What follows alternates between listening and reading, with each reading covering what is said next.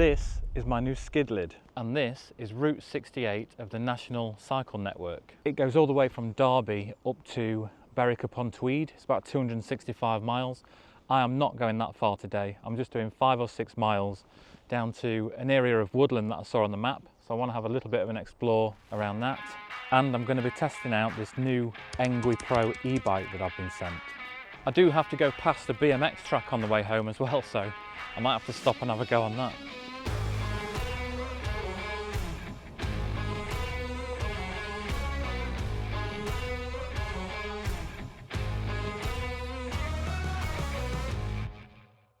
Let me tell you a little bit about this bike. I've actually had it for a few weeks now, but I've been trying it out on different terrains and different styles of riding, getting a good feel for how it all works and sort of the quality of it. Just before I did a video like this to give any kind of verdict on it really. So obviously being a world-class YouTuber with about 10 million subscribers now, I think we're on, I do get offered quite a few different e-bikes, and I've refused a lot of them because they just don't look that good. But when I checked out the specs on this one, I thought I would give it a go. So this is the ENGWE Pro. It's got dual suspension on it, so you've got rear and front suspension. It's also got, because it's the Pro model, hydraulic brakes on it.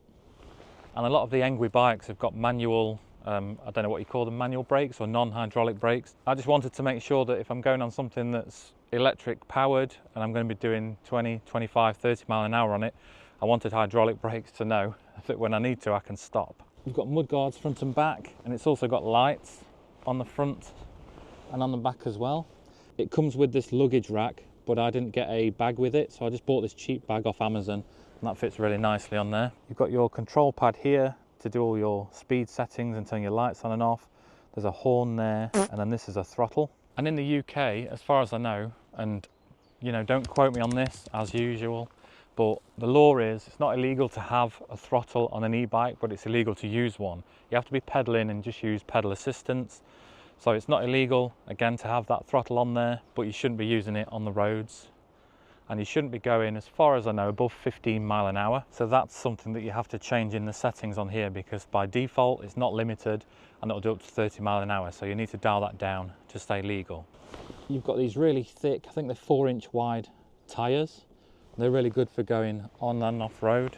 You can lock the front suspension out as well. So if you're on a really smooth surface, you don't have to have your front forks engaged. This Pro model's got 8 gears as well. So with the motor and with those 8 gears, with the fat tyres and the suspension, it is really a comfortable ride, whether you're on road or off road. The motor is a 750 watt motor that sits in that back wheel there. The battery slots into this whole section here, and you charge it through that hole there. Or you can remove the battery and take it indoors. There is a key as well that you need to turn the bike on, and you need the key to release the battery. So that's good from a security point of view. And then the whole bike folds up. So it folds in the middle here, and then the handlebars fold down so that you can fit it easily into any sort of car boot. In terms of the battery itself, ENGWE quote a 37 mile range if you're on electric only mode, which if you're on the road in the UK you shouldn't be anyway, as I say, and a 74 mile range with power assisted mode, so that's when you're pedaling and the electric motor is just helping you along. And it charges up in 5.5 hours. Just pulled over so these horses can come past. I'm not sure what they'd make of an electric bike. Well, they're a bit miserable. I pulled over to the side and waited probably 5 minutes for them to make their way up here and go past. Not even a smile. Probably jealous of my ENGWE Pro e-bike, aren't they? Right, let's see if we can find these woods.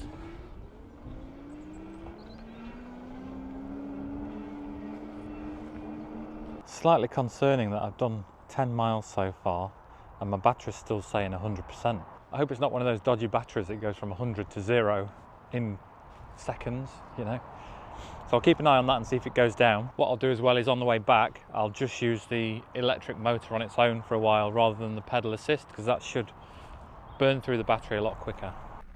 Well, this is disappointing. I've almost got to the woods and it's all fenced off. What you can't see on most maps is these green wire fences that they're starting to put around a lot more wooded areas. The woods I was trying to get to were over in that direction, but it looks like access denied. It does sound like there's some sort of war going off in there as well, with guns or something banging anyway. But while I'm here, let me tell you about the pricing of this bike, and then we'll get back to the BMX track. Let's see, I've got it all written down so I don't get anything wrong. So the list price for the bike is £1,349, but as I said, ENGWE throughout April are having a 10-year anniversary celebration, so there's going to be £200 off that, and then they've given me a code for £100 off some of the range and £50 off other bikes in the range. I'll put all the details in the description below. And as well as that, for any order with a value over £650, they're throwing in a free gift box that's worth £200. I don't know exactly what's in it, but it's another bonus for you there. They are running loads of different competitions and giveaways every weekend throughout April as well. So even if you're not interested in this bike or any bike at the minute, it's still worth signing up to their mailing list to find out what sort of competitions are going to be running and what those giveaways are going to be like. Right, let's smash it back up here. I'll give you a summary on what I think of the bike. There's a few little niggles and cons that I've found already. I'll see if I find anything else on the way back. And then with any luck, you'll get to see me fall off on that BMX track. Let's go. Got a sore arse now. I mean, don't get me wrong, it is a comfortable bike. It's just years since I've been on one. I'm just at the bit where the BMX track is, but there's a couple of kids on there, so I thought I'd let them have a bit of fun before I go tear arsing around it on this. So just a quick summary then, it's comfortable on roads, pavements, paths, grass, soil, everything that I've been on so far. The battery seems really good. It did start going down on my way back, so it was 100% when I got to my destination, about 6 miles away, but I was on level 2 or 3 all the way there with pedalling. And on the way back I cranked it all the way up to 5, and I did a couple of sections just on electric power, and it did start to go down slowly. I'm on about 79% now, so I guess that's what you'd expect. It is quite an expensive item, but then that's the sort of price that you're paying for these electric bikes these days. And if it's something you're going to use, obviously if it's replacing your car or a bus or a train, then it is sort of going to pay for itself over time, I guess. The couple of minor niggles that I've found with it, and they are minor, is one is it's a heavy beast. It's about 32 kilos. So even when it's folded up, it's quite hard for one person to lift it if you're not as muscly or massively built as me. You can help with that though by taking the battery out, and it takes about 4 kilos off, I think, 3 or 4 kilos.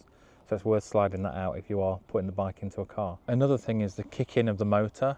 It takes a couple of seconds when you start pedaling to kick in, and if you've got it set to anything above level 1, it is quite a harsh kick in. I say it's a negative, it's more something to be aware of. So what I do is I set the power level to number 1, and I just use the throttle to sort of kick off and get me moving. And the final thing to mention, and I'm not even sure if it is worth mentioning, is this cover for the charge connector.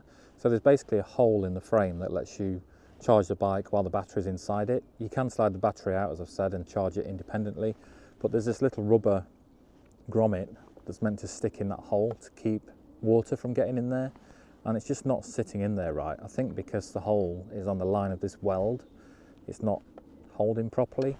Now I could just put a bit of tape or something over that, but out of the whole bike, that's the only thing that's not really fitting properly or sitting properly, so I just wanted to mention it. I suppose I need to get out on this for a bike packing night or two as well, don't I? So drop in the comments any decent places or routes to go on in the Peak District, and I'll see if I can load this up with some overnight camping equipment and take it out for a camp. As always, thanks for watching. If I don't kill myself on this BMX track, I'll see you next time.